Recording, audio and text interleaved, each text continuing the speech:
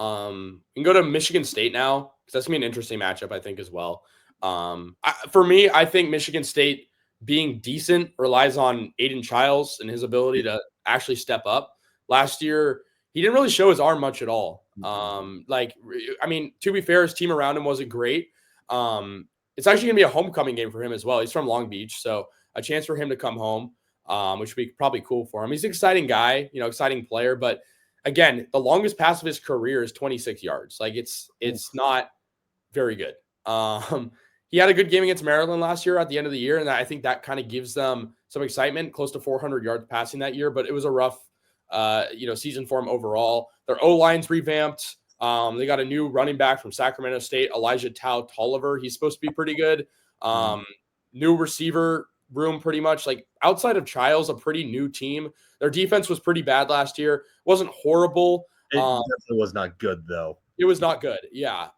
They're bringing in Grady Kelly and David Santiago on the defensive line front. Those guys should start. But losing Charles Brantley, cornerback to Miami, is a big loss. I think USC wins this again pretty significantly. You're back at home. It's a pretty weak team. I think like we saw last year, some similar opponents that kind of look like this, like a Rutgers team last year, decent QB, but just not a great team around them. So I think SC wins this game. But what are your thoughts on Michigan State? Casey, you forgot to mention one guy. Nick Marsh is a dog. As a freshman, he had almost 700 yards and 3 touchdowns. I do agree with you that Childs, this game very much depends on him. I think Jonathan Smith is a good coach. You see what he did to Oregon State. They were very solid there for 2 years now. From Portland, kind of biased towards them a little bit. But it depends on how Childs can get going, get moving, all sorts of that stuff. I don't have faith in him to throw the ball downfield to get it to Nick Marsh. I think Marsh would, I'm not going to say he's going to benefit from a transfer. I'm not going to say that about anybody, but I think he'd put up a lot bigger numbers with a better quarterback and a better team around him. So I think USC, I'm not going to say comfortably. I'm going to be honest. Because this team is talented, Michigan State, I would say USC wins by 10. And I don't think that's comfortable. I think it's like a 35.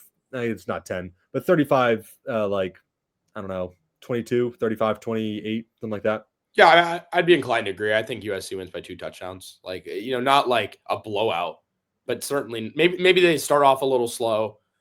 We saw like the Wisconsin game last year. I could see it kind of going like that, where you start off slow and then finally pick up a rhythm.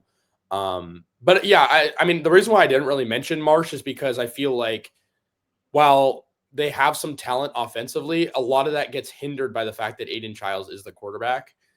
And no disrespect to him, but I feel like, it's a tough spot to be in as a receiver where your quarterback doesn't really throw deep. Not bad short. I mean, Aiden Childs can throw the ball pretty well short, but I feel like, any Division I quarterback should be able to do that though. Yeah, exactly. But my point is though, against a team like SC that is sort of finding a new identity in the secondary, I think that's where they would try to expose SC. And I don't know if they'll be able to do that, even with a guy like Marsh.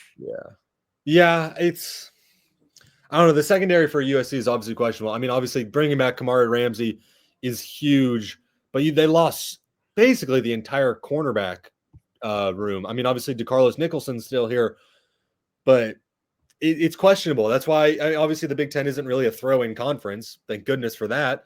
But I don't trust the pass game. Obviously, last year the run game was difficult to say the least, and the passing defense was pretty decent. I maybe reverse it this year, honestly. Yeah. I mean, you also have Marcellus Williams. I was about to mention him. Yeah, he's talented. He's very athletic. Yeah. I mean, while we're at it, I mean, of course, we're going game by game, but let's talk a little bit about the USC defense in a little more detail. Because the D line looks like it'll be the strongest asset. Of course, Eric Henderson is probably one of the best recruiters in the nation, hands down, not just by a D line coach, but by any coach, I think. I mean, we saw what he's been able to do in the 2026 class already. But in 2025, they're not super reliant on transfers. Keyshawn Silver's the main one. He's nose tackle too. Jamal Jarrett. Jamal Jarrett. I don't know if he's going to start because him and it's like both those guys. It's like they're so big, you have to rotate him in and out is the thing. Yeah, but I think like guys. But like to be fair, like I mean, the team's D line last year was not good. We can admit that. I mean, it was pretty bad. They weren't big enough. Yeah, but like Anthony Lucas is back. He's good. He's got a lot of potential. Like I think he could be like a day 1 or day 2 pick in the NFL. You have Devin Tompkins, you have Cameron Fountain, who they're very high on. They're very high on him right now. He's young. Yeah. One of the best freshman edge rushers in the country, in my opinion. Yeah, you have end of the season. Eric Gentry for another season, who was looking like one of the best linebackers in the conference. Yeah, and obviously, so Michigan he went down. Yeah, right? Because he's obviously struggled with injuries. He's fantastic, though. He had an awesome game versus LSU. He's great, and it's just he needs to stay healthy. That's his issue. And I think the big thing, too, is we didn't even talk about the D-line depth yet, because the depth last year was so depleted. Like, like a guy would get hurt, and there'd be nobody there. Like, now you have Jakeem Stewart. You have Jamal Jarrett if he doesn't start.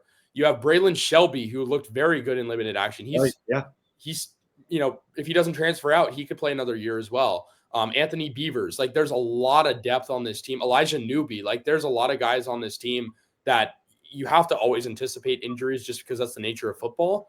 And it looks like the depth is going to be really, really stout for this team. Yeah. The defensive line, I've been saying, I think it's probably the deepest group on the team if we had to really go position by position. Obviously, wide receiver is always great, but I think the defensive line is going to be really good, which is that's been a problem the past 3 years. And I feel confident in them stopping the run, getting to the quarterback as well. Yeah, I mean, you lose Gavin Meyer, who was pretty good. Yeah. But other than that, I feel like as obvious as it sounds, the additions definitely outweigh the subtractions